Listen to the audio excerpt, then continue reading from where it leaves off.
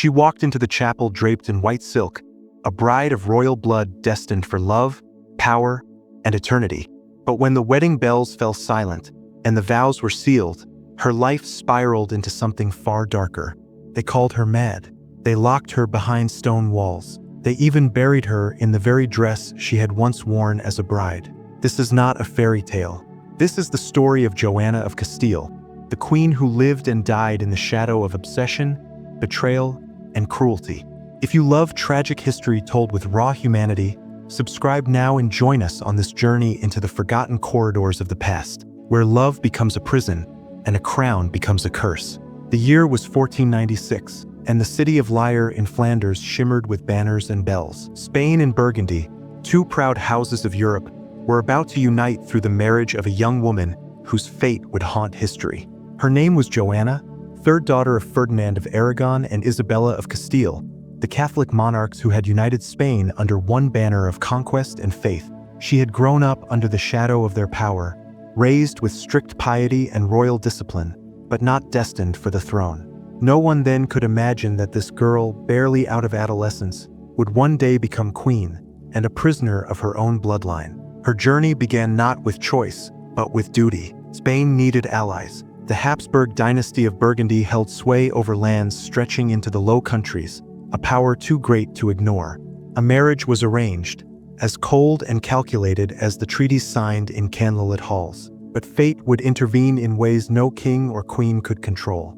When Joanna first laid eyes on Philip, Duke of Burgundy, they say her heart leapt. Philip was called the Handsome by his subjects, and his beauty was not merely courtly flattery. With golden hair, striking features, and the kind of charm that drew whispers in every chamber he entered, he seemed the embodiment of a knight from romance. For Joanna, raised in the austere courts of Spain, where devotion to God often overshadowed worldly pleasures, Philip appeared like a vision. Their marriage, unlike so many others of their kind, did not begin in cold indifference. It was fire from the start. The chronicles say that on the very night of their meeting, Joanna demanded the wedding take place without delay. Historians debate the truth of this, but the passion was undeniable. The union that had been arranged for politics quickly burned into something else, something that could not be contained within the careful rituals of diplomacy. Their wedding, celebrated with music, banquets, and endless dances, was the birth of both alliance and tragedy. Yet within this fire lay the seeds of ruin. For passion, once ignited, can consume rather than sustain. Joanna's devotion to Philip was not the tempered affection of duty. It was overwhelming, desperate, and absolute. And Philip, accustomed to admiration, was both flattered and suffocated by it. First, the court rejoiced. A bride so enamored of her husband was a rare thing. But whispers soon crept into corridors. They said Joanna's eyes followed Philip with an intensity that unsettled courtiers. They said she wept when he left her side even for a hunt, and that she raged when she suspected another woman had caught his glance. Was it madness already taking root? Or was it merely the agony of a woman bound to a man whose loyalty was as fleeting as candle flame in the wind? The truth lies somewhere in shadows. What is certain is that Philip was no faithful husband. His beauty made him reckless, his arrogance sharpened by the knowledge that his wife's heart was chained to him beyond reason. While Joanna adored him, Philip strayed, indulging in affairs that mocked the sanctity of their vows. Each betrayal cut Joanna deeply, and her reactions grew fierce. There are accounts of her striking out at rival women, of her screams echoing through palace walls when confronted with evidence of his faithlessness. Imagine her torment. A bride who had believed in love, a queen whose husband sought pleasure in every corner but her embrace. The court began to whisper not of her beauty or grace, but of her instability. In Spain, her mother Isabella heard reports and shook her head. A queen must show restraint. A queen must control her emotions. But Joanna was not her mother. She was a woman of passion, and in a world ruled by men, passion could too easily be branded as madness. It was still early in their marriage, the silks of her bridal gown not yet faded with time, when the first cracks appeared. To the outside world, the union of Spain and Burgundy looked triumphant. Behind gilded doors, it was already unraveling. Joanna's love for Philip was becoming a chain, and his betrayals a poison that would seep into every chamber of her soul. The bride of Spain had become a prisoner of desire, and her wedding dress, the symbol of hope, was slowly transforming into a shroud. The marriage of Joanna and Philip was not only a union of two young hearts, but also the delicate stitching together of two great dynasties. Every step she took in Burgundy was shadowed by ambassadors, secretaries, and emissaries who saw in her not a bride, but a political vessel. Her letters to Spain were read, her gestures noted, her silences weighed. She was a queen in waiting, yet her private self was stripped away. The Burgundian court was nothing like the one she had known in Castile. Where Spain was disciplined and steeped in the rituals of religion, Burgundy dazzled with pageantry and indulgence. Tapestries glowed with color, feasts overflowed with wine, and the courtiers danced in ways that would have shocked the pious bishops of Toledo. Philip thrived in this environment. He was adored as though he were the very heart of the festivities. Joanna, however, found herself torn. She loved him with ferocity, but the more he basked in admiration, the more he slipped from her grasp. The stories of her desperation soon grew. There are accounts of Joanna, heavily pregnant, pursuing Philip through the corridors, begging him not to leave her side for another woman's chamber. At times she locked the doors, refusing him passage, her hands trembling with a fear that he might escape into the night.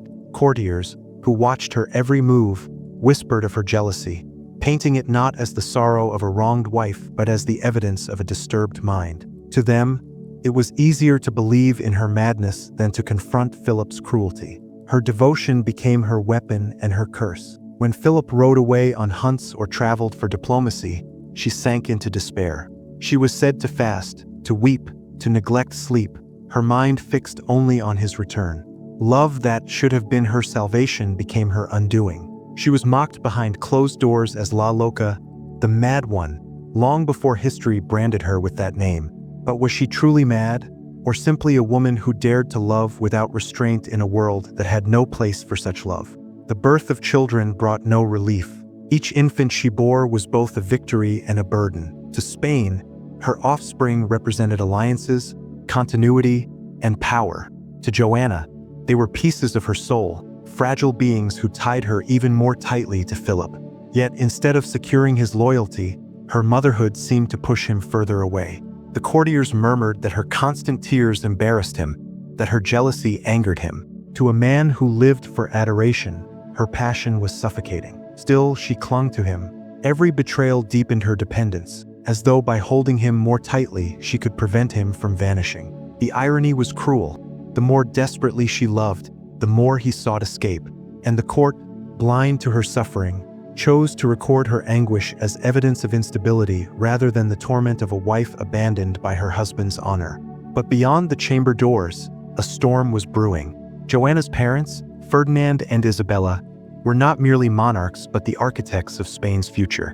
With their eldest son dead, and their eldest daughter, Isabella, weakened by grief, the line of succession began to tilt toward Joanna. Suddenly, the daughter who was never meant to rule became the heir to Castile. Her marriage to Philip, once just a diplomatic bond, transformed into the hinge upon which Spain's destiny rested. This shift in power was no blessing. For Philip, it meant opportunity. He began to see himself not merely as Duke of Burgundy, but as the future king of Spain. And for Joanna, it meant the loss of what little autonomy she had.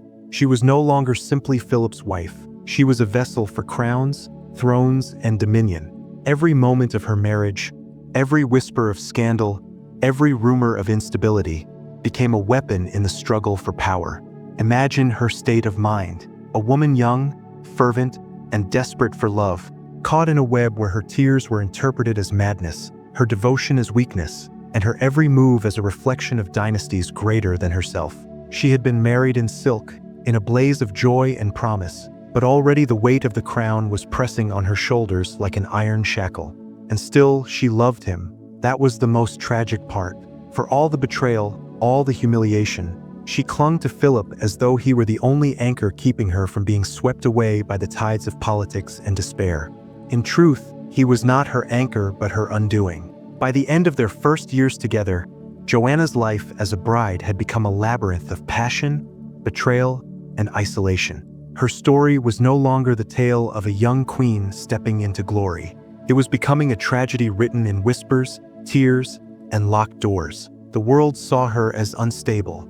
In reality, she was a woman bleeding in silence, shackled not by madness, but by love twisted into chains. The bride of Spain was fading, step by step, into the shadow of the Mad Queen. By the dawn of the new century, Joanna's fate was no longer just her own. With the deaths of her siblings, she had become heir to Castile and Aragon. Suddenly, this woman, once thought secondary in her parents' plans, now carried the weight of a kingdom. But in the eyes of the court, she was not a sovereign in her own right. She was Philip's wife, and Philip, handsome, reckless, and intoxicated by his own charm, hungered for the crown of Spain as though it were a prize owed to him by destiny. Joanna, caught in the storm, was more vulnerable than ever. Her love for Philip, already consuming, now clashed with the ambitions of politics. To love him meant to cling to the very man who was exploiting her inheritance. To resist him meant to risk alienating the father of her children, the man who still held her heart in chains. Her life became an endless cycle of desire and betrayal, of longing and humiliation. Philip's court was a theater of temptations. The young duke, worshipped by nobles and courtiers, surrounded himself with flatterers and women eager to bask in his beauty. Joanna, isolated by her Spanish upbringing and fiery temperament, was seen as an outsider. The Burgundian courtiers mocked her behind jeweled fans and embroidered sleeves, whispering that she was unstable, that her devotion to Philip was nothing short of madness. When she lashed out in jealousy, whether by scolding Philip publicly or striking at women she suspected of seducing him, their whispers grew louder. Madness, they repeated. Madness. But was it madness? Or was it simply the desperate cry of a woman betrayed? Imagine her standing in the grand halls of Ghent or Brussels, the tapestries glowing in candlelight, music echoing through the chambers, while her husband's laughter mingled with the voices of women who were not her. Every smile Philip gave another was a blade in her chest. Every absence from her bed was a night of torment. And in those halls where everyone watched, she was forced to keep her dignity even as her heart broke again and again. One story tells of a night when Joanna discovered Philip in the company of another woman. In fury, she tore at the girl's hair, her voice shrill with betrayal, while Philip stood back with cold disdain. To the courtiers, it was a spectacle of hysteria. To Joanna, it was the rawest wound of her soul laid bare. But history, as so often, recorded her not as the wronged wife, but as the mad queen in the making. Her faith, once her solace, became a battlefield. Raised under Isabella's stern piety, Joanna turned to prayer in her anguish, but even the holy words offered little peace. She confessed, she fasted, she prayed through nights that seemed endless, yet the shadows within her grew heavier. Was it madness or simply grief? Historians still argue. Some claim she suffered from melancholia, a form of depression known even in her time. Others say her despair was no illness but the natural result of a marriage poisoned by betrayal. Meanwhile, Philip thrived. He had little patience for his wife's devotion. To him, her jealousy was embarrassing, her passion suffocating. He wanted power, not love. And as Joanna's inheritance loomed larger, he became increasingly ruthless. Letters between Spain and Burgundy reveal his growing insistence that he be recognized as ruler in her stead.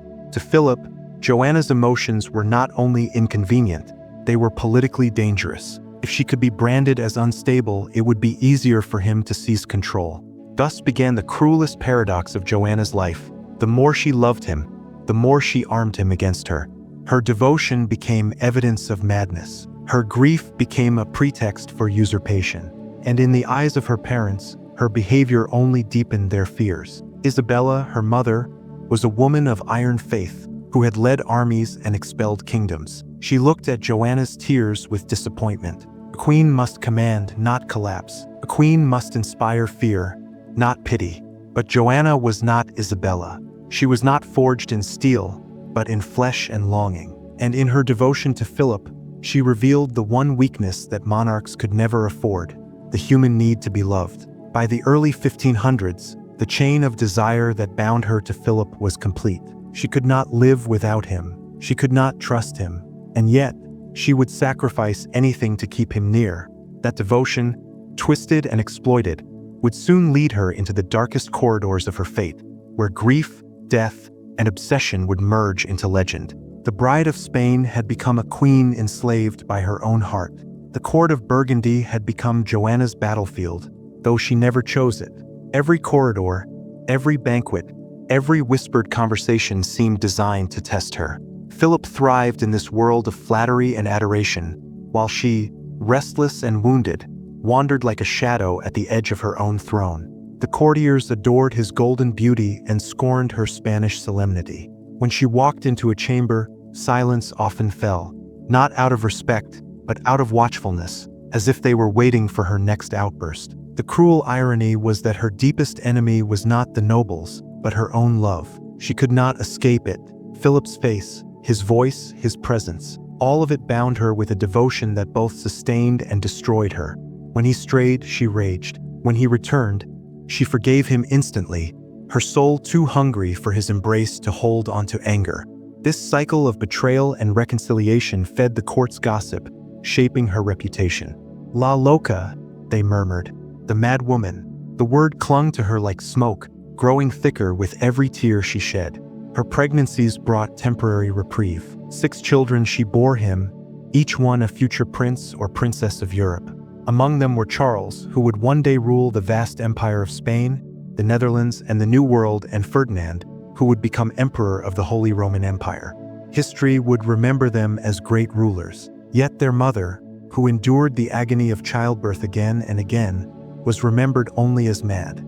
Even in her moments of triumph, Joanna was overshadowed. Her devotion to Philip, however, never waned. One account describes how she insisted on traveling with him even in bitter cold, refusing to remain behind when he went hunting or on progress. Wrapped in heavy cloaks, she followed, her hair whipped by the wind, her cheeks flushed, her eyes searching only for him.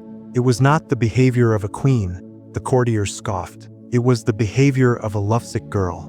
But perhaps that was what made her tragic.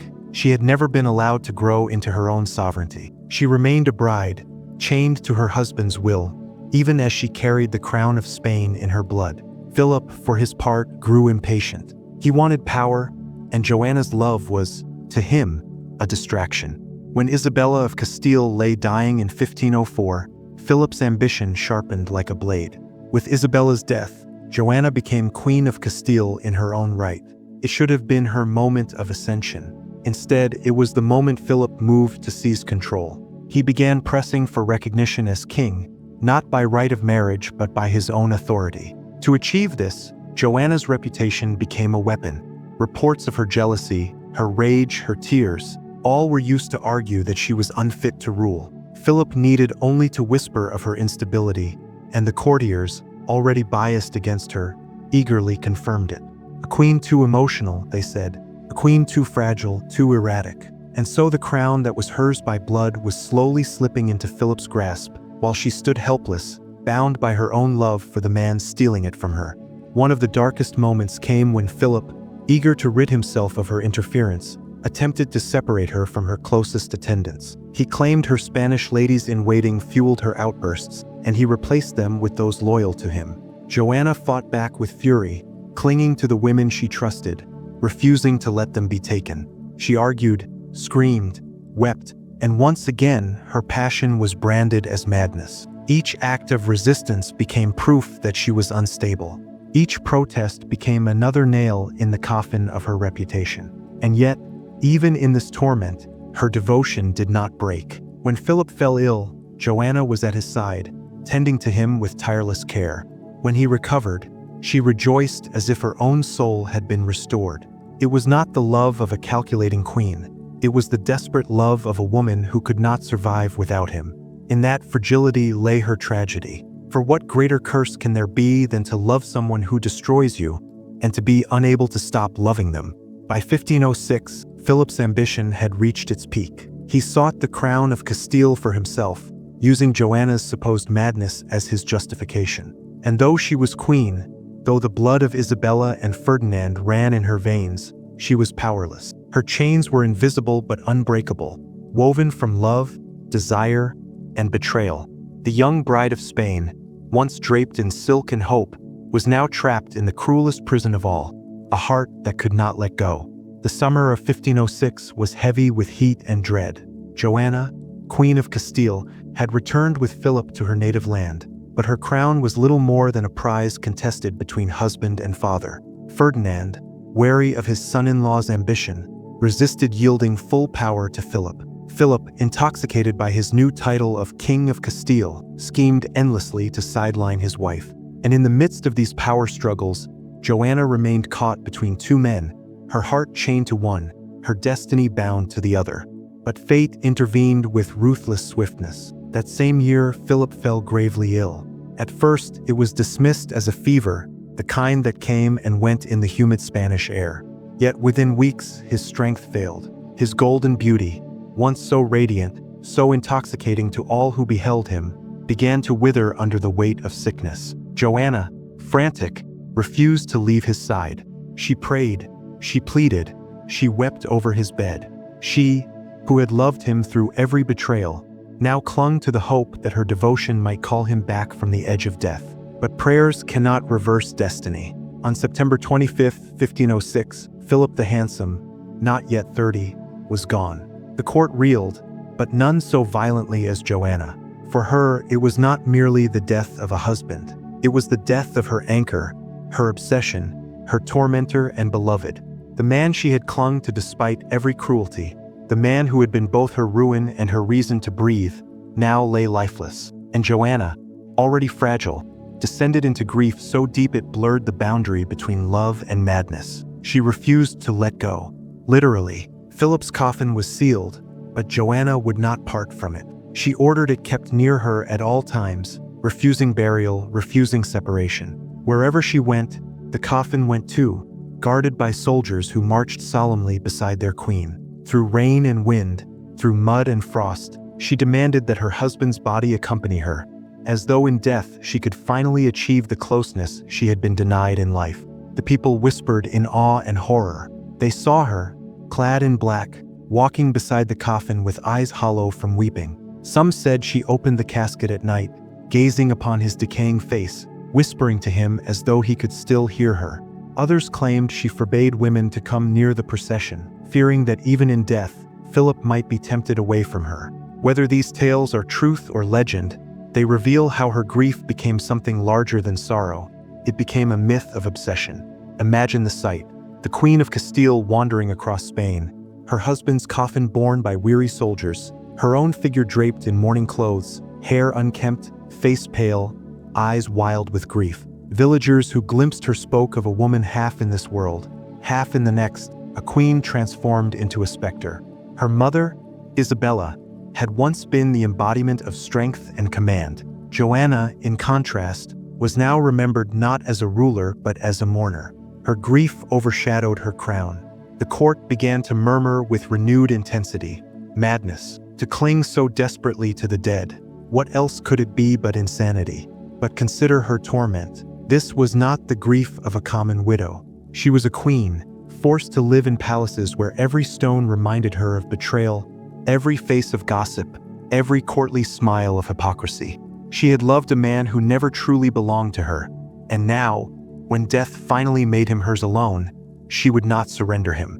Was it madness, or was it the last desperate act of a woman who had given everything and received nothing but humiliation in return? As weeks turned to months, Joanna's procession became infamous. Towns turned out to watch in silence as she passed, the coffin ever at her side. The stories grew darker with every telling. Some claimed she kissed the corpse. Others swore she spoke to it, pleading for him to wake. In truth, the coffin remained closed, guarded against decay, but the legend was already alive. Joanna was no longer merely a grieving widow. She was La Loca, the mad queen who carried her dead husband through the night like a bride carrying her vows into eternity. This journey, endless and surreal, would mark her forever. The bride of Spain, once radiant in silk and jewels, was now the bride of mourning, wedded not to life, but to death itself. The coffin procession dragged on, winding its way through the vast plains and stone towns of Castile. Days became weeks, and still Joanna would not allow Philip to be laid to rest. The clergy pleaded with her, urging burial, warning of sin and corruption. Courtiers begged her to relent, fearing not only scandal but disease. Yet she refused all counsel. To bury him was to abandon him. To abandon him was to betray the love she had sworn, however broken it had been. There is a haunting account of one night when the procession stopped near a convent. The nuns offered sanctuary, a place of prayer for the weary queen. But Joanna, ever fearful of women near her husband even in death, ordered that the coffin not be carried into the convent. She kept it outside in the bitter cold, lit only by torchlight, as though even the walls of a holy house could not be trusted to guard him. Whether this detail is truth or legend, it illustrates the desperation that had consumed her. She was willing to defy the living, the church, and the natural order itself in her refusal to let him go. Through the long nights of travel, her figure became a vision of despair. Clad in black, hair falling loose from beneath her veil, she moved beside the coffin with the persistence of someone both alive and already buried. Some chroniclers wrote that she sang lullabies to the corpse. Others whispered she would not allow priests to chant burial rites, fearing they might sever the last thread binding her to him. The more the stories spread, the more her legend as La Loca solidified, until her grief was no longer private sorrow but public spectacle. Meanwhile, politics swirled around her like vultures circling a dying beast. Ferdinand, her father, saw her inability to govern through mourning as an opportunity. To him, Joanna was unfit to rule. To leave her in power was to risk Spain's stability. He argued that her obsession proved her madness, and he stepped forward as regent. Joanna, though queen by right, found her authority slipping through her fingers. Her crown became a relic, her voice drowned by the chorus of men declaring her incapable. And yet, there were moments when she resisted. Accounts survive of her sudden outbursts of clarity, when she raged against those who would confine her, demanding to be treated as queen, asserting her right to rule. But these flashes of strength were fleeting. Grief smothered them, dragging her back into the shadows. Every protest was reframed as hysteria, every assertion of power dismissed as madness. In a world where women were already suspect, Joanna's sorrow became the perfect excuse to erase her. The coffin journey, once a procession of mourning, grew into a symbol of her captivity. She carried Philip not just in death, but as the embodiment of her own chains. He had ruled her heart in life, now he ruled her memory in death. She was bound to him in ways she could not escape, and the world looked on with both pity and ridicule. At last, after months of wandering, the coffin was brought to the monastery of Santa Clara in Tordesillas. Here, at last, Philip was interred. But for Joanna, the burial brought no peace. The monastery would become her prison, its walls closing around her for the rest of her days. She was not yet 30 when she entered, a queen by birth and title, but already stripped of her freedom. Imagine her there, the echo of her steps across the cloisters, the scent of incense heavy in the air, the iron clang of locked doors sealing her fate. Outside, Spain moved on. Empires rose, battles were fought, treaties signed. Inside, Joanna remained, half queen, half prisoner, wandering in silence, speaking at times to shadows only she could see. Her wedding dress, once the symbol of her youth and beauty, had long since been set aside. But in the imagination of history, she was forever bound to it, forever the bride who had become a widow, the woman who clung to a coffin as though it were her last embrace of life itself. Joanna of Castile, the bride in mourning, had passed into legend. And yet, her story was far from over. For even in death, Philip's shadow remained, and the chains that bound her would soon be tightened by her own blood.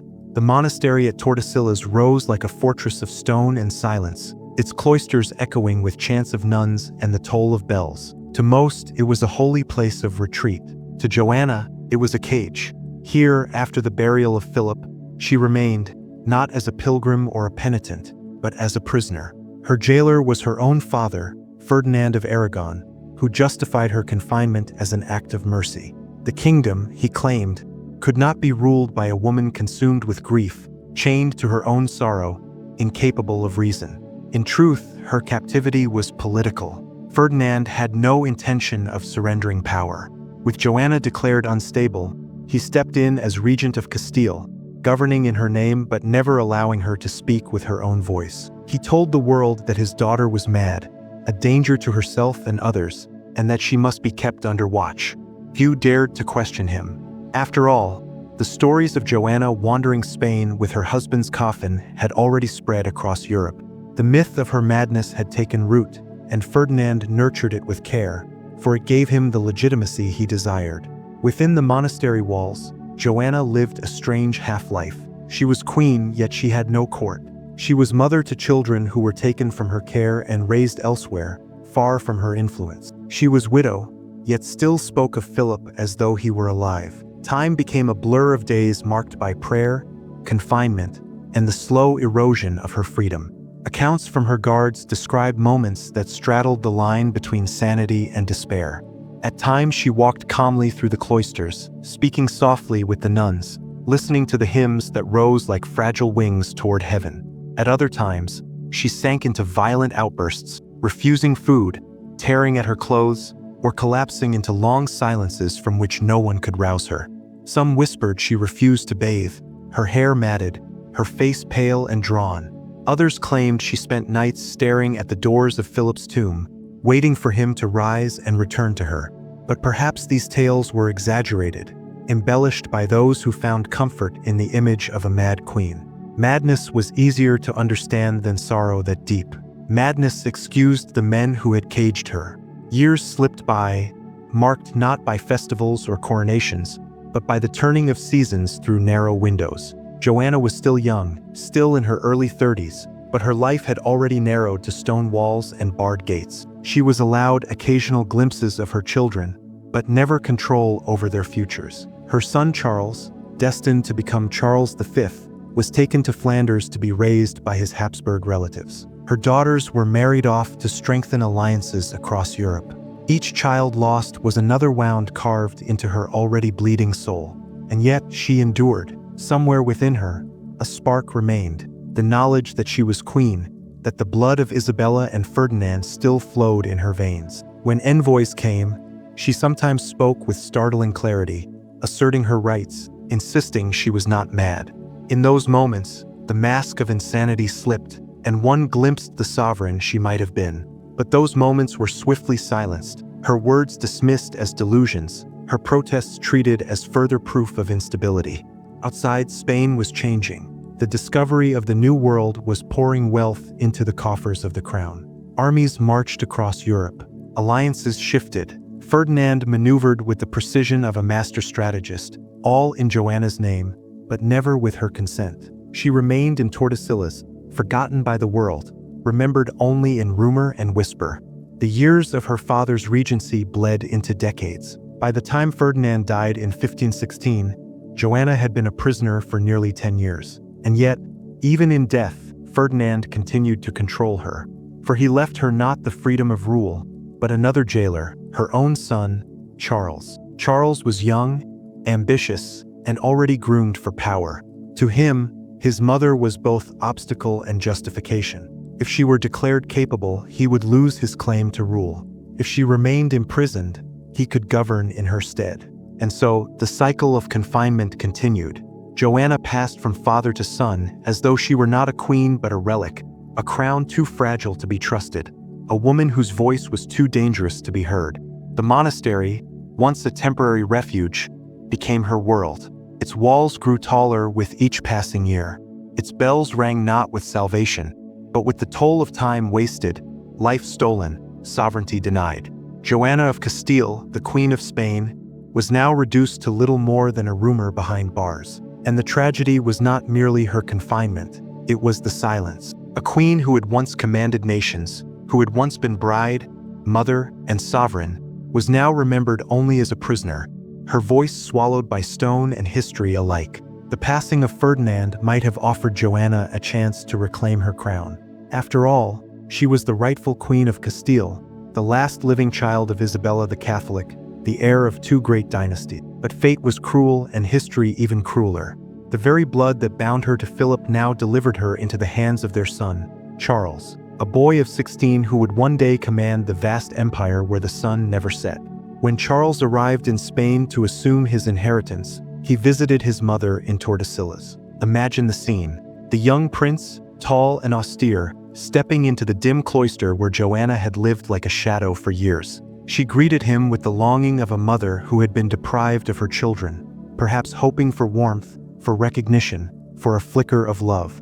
Yet Charles was not there as son, but as ruler. He listened to her words, but he had already decided her fate. Joanna would not be freed. Her confinement would continue, her presence too dangerous, her claim too legitimate.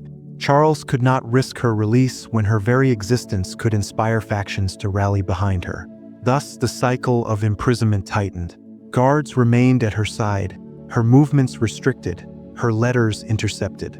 When visitors came, they were carefully monitored. Whispers of her madness were spread not only to justify her confinement, but to fortify Charles's reign. The myth had grown too powerful to be undone. Joanna was not merely imprisoned by stone walls, but by the narrative her own blood had woven around her. The days in Tordesillas stretched into years, years into decades. She aged within those walls, her hair turning silver, her body growing frail. And yet, her spirit was not entirely extinguished. Witnesses spoke of her bursts of defiance, her insistence that she was queen, her refusal to submit entirely to silence. She demanded that guards address her with respect. She challenged priests who came to coax her into docility. At times, she seemed lucid, her eyes sharp, her words cutting. At other times, she sank into despair, refusing to eat, lying in bed for days. Her faith became her last companion. She prayed obsessively, clinging to the rituals of the church as both anchor and outlet. The walls of her chamber became a sanctuary and a tomb alike. The scent of incense lingered in the air, mingling with the faint dampness of stone. She heard the chants of nuns in the distance, rising like ghosts in the night. For Joanna, the monastery was purgatory, neither life nor death, a waiting room where she endured year after year with no release. Meanwhile, her son rose to become the most powerful monarch in Europe. As Charles V, Holy Roman Emperor, he commanded armies, conquered lands, and shaped the destiny of the continent. Yet his greatest victory had been achieved not on the battlefield, but within those cloistered walls, keeping his mother's voice silent, ensuring she remained forgotten. There is a cruel poetry in this. Joanna, the daughter of Isabella and Ferdinand, the rightful queen, was erased from her own reign, reduced to a figurehead locked away while her father and son wielded her crown. She was both too important to release and too inconvenient to acknowledge.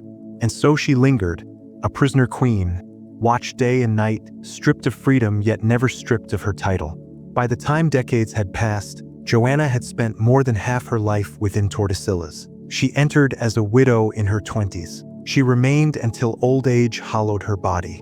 When she finally died in 1555, she was 75 years old, a remarkable age for her time, yet a lifetime lived in captivity. Her reign had spanned 50 years, but she had ruled not a single day in truth. The people of Spain remembered her not for her decrees or victories, but for the whispers of madness, for the image of a young bride walking through the night beside her husband's coffin, for the shadow of sorrow that clung to her name. To some, she was a tragic heroine. To others, she was the embodiment of weakness, a cautionary tale of what happened when a woman's heart ruled over her crown.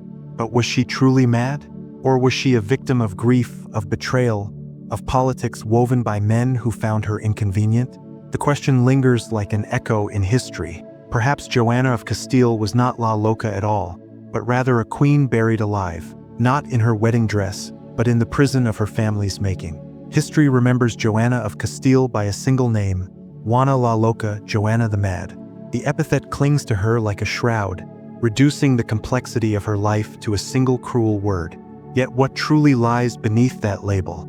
Was she the embodiment of madness, as her father and son proclaimed? Or was she something else entirely? A queen who loved too fiercely, who suffered too openly, and who was silenced by those who feared her power. The stories of her obsession with Philip's coffin became legend, retold across Europe in tones of horror and fascination.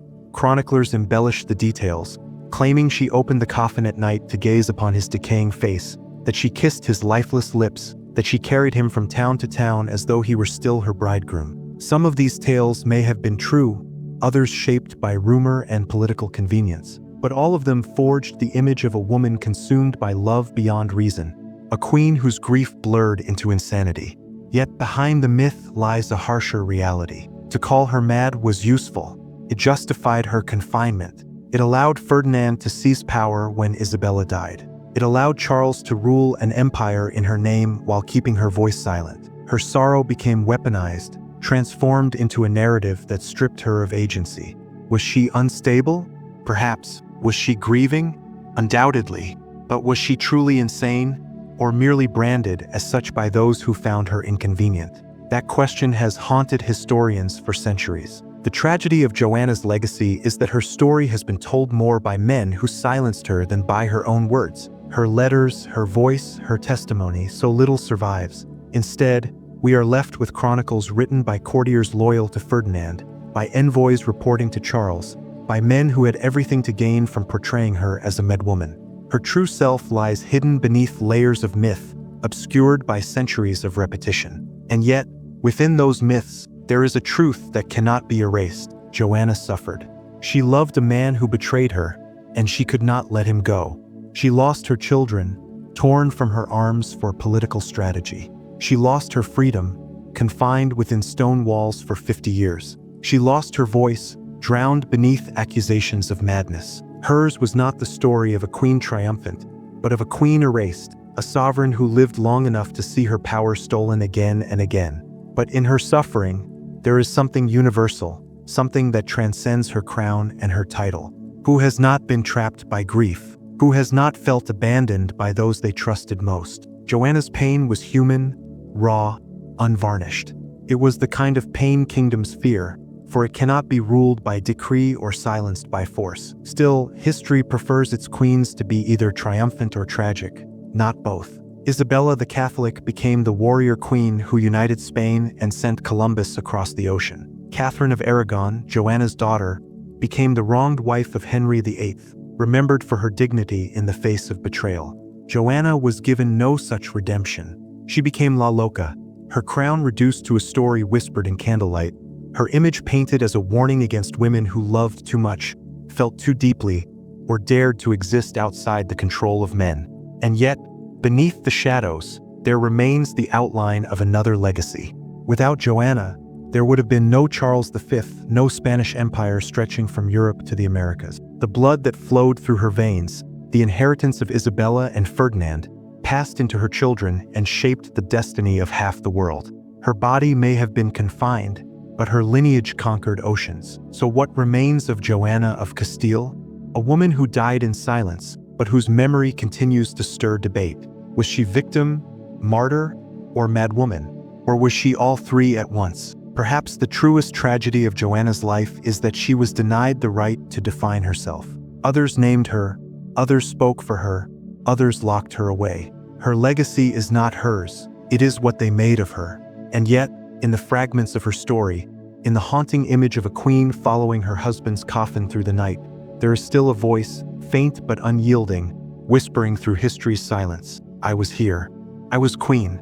I lived. When Joanna died in 1555, the bells of Tordesillas tolled not for a reigning monarch, but for a woman long forgotten. She had lived 75 years, outlasting her husband by half a century, but 50 of those years were spent behind walls. Her body, frail and wasted, was laid beside Philip's at last, reunited in death as she had once insisted in life. Yet even in burial, her story was not her own. Chroniclers recorded her passing not as the death of a queen, but as the end of a madwoman's captivity. Her son Charles, the architect of her long imprisonment, abdicated shortly afterward, weary of empire and seeking refuge in a monastery. Did he think of her in his final days? Did the image of his mother, cloistered and silenced, haunt him as he set aside the crown she had never been allowed to wear?